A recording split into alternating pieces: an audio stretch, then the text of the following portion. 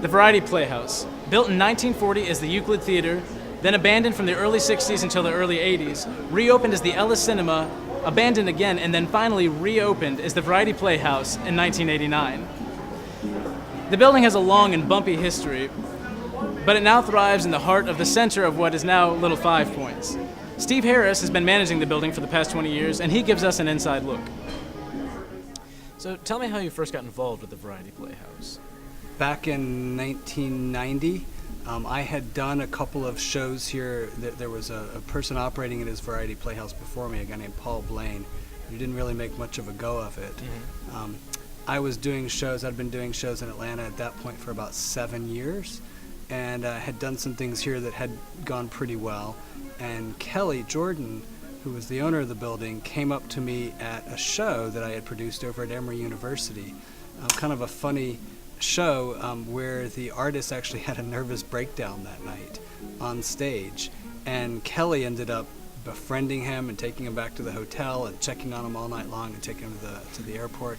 Right. And through that we kind of became contacts and friends, and a couple of months later he just came to me and said, what'll it take? It's not working out with these other guys to get me to come in here. And never having run a venue, I just took a chance on it. That was 20 years ago next week, I think, is when it first happened. Would you tell me some of your favorite things about the Variety Playhouse? The versatility, I think, that we can be a show that you can do 300 people all sit down with tables and chairs, and it can feel warm and intimate, or you can take everything out and put 1,000 people in here and have it kind of as a big rock room. So just that ability that we can be so many different rooms to different audiences, and we can kind of get a feel, from what the act is and what the ticket sales are, how to best set up the room for that night. So just that versatility, I think, is really good. I realize you're trying to run a business, but did you ever have any personal goals you wanted to accomplish with the Variety Playhouse? I always wanted it to be a great experience for people to come. We've always pushed for really good sound, really good production, comfortable environment. So I think my goal is to make a place where I'd want to see a show. Okay. And I think we've chosen music that, a wide variety of music, but I think that there's generally quality in all the variety that we offer. So we tried to just build numerous audiences that all can kind of treat it like it's their home. Being in the middle of Little Five Points, how do you feel that it contributes to the culture around town? I think what's good about Little Five Points is it's just kind of it's an eclectic neighborhood, and people appreciate so many different styles. So people have been very embracing, and it's fun for us to have people at the ticket window, and one person may be buying a heavy metal show and the next one a bluegrass show, and that they can all come here. It's kind of neat to have that much diversity. We're perhaps a little more mainstream than a lot of Little Five Points as a whole. I mean, I think we do a number of genres that appeal to the people that hang out in Little Five Points, but I think we go much broader than that. So we can do jazz shows or world music shows or bluegrass shows that may not draw at all from Little Five Points, but when we do indie rock or some more underground things, it works great here. Can you tell me about some of the changes and renovations you've made over the years? You name it. The electrical has been our biggest challenge. We've redone that and expanded it a number of times. Air conditioning is always a challenge in these rooms. We've replaced the seating a couple of times. Last year we completely gutted our balcony. Demoed it completely and lowered the front of the balcony and rebuilt it with different angles, so the sight lines are much better. We've added bathroom space, we've added lobby space. I mean, it's an ongoing process. We're always trying to make it better and to maximize the use of the space in here. Do you have any strange or odd stories about things that have happened here? Oh yeah, where to start? We've had a number of stories. One of my favorite was we were doing an artist here named Johnny Winter, old blues guitarist, and at the end of the night, this guy was so wasted that he actually kind of jumped off the balcony back there and landed flat, and we were scared to death. It was like, whew.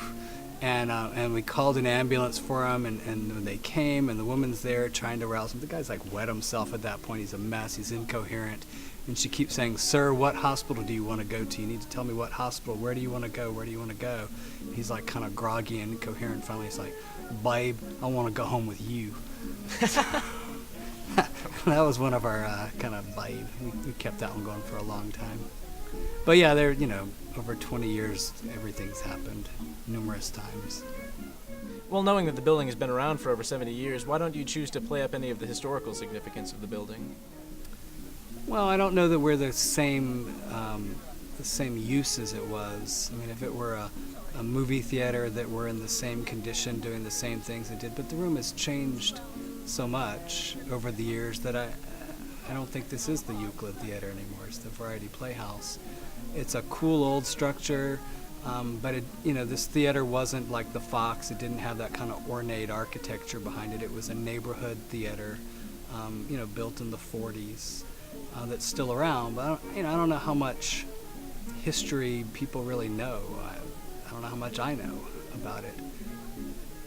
What would you like to see for the future of the Variety Playhouse?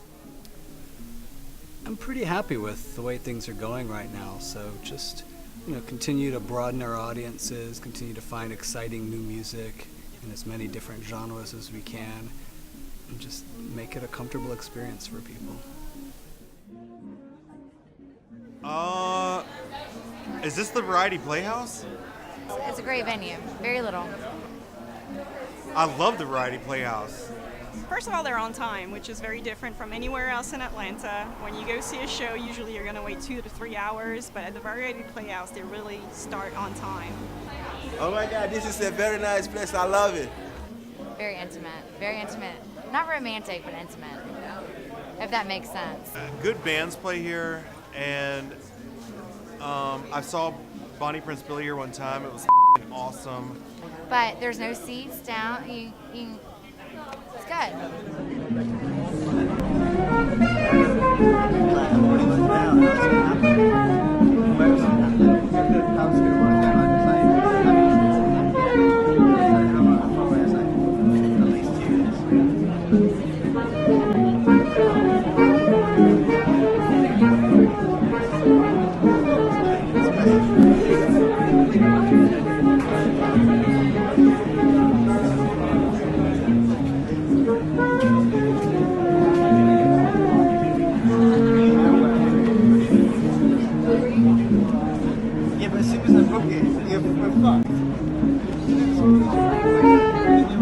Packing in such artists as Imogen Heap, Jason Mraz, the Manchester Orchestra, and many others, the Variety Playhouse has won the Best Atlanta Venue by Creative Loafing 10 years running. For many Atlanta concert goers, they can only hope for another 20 years from their local favorite. I'm Greg Garrison, and thank you for watching.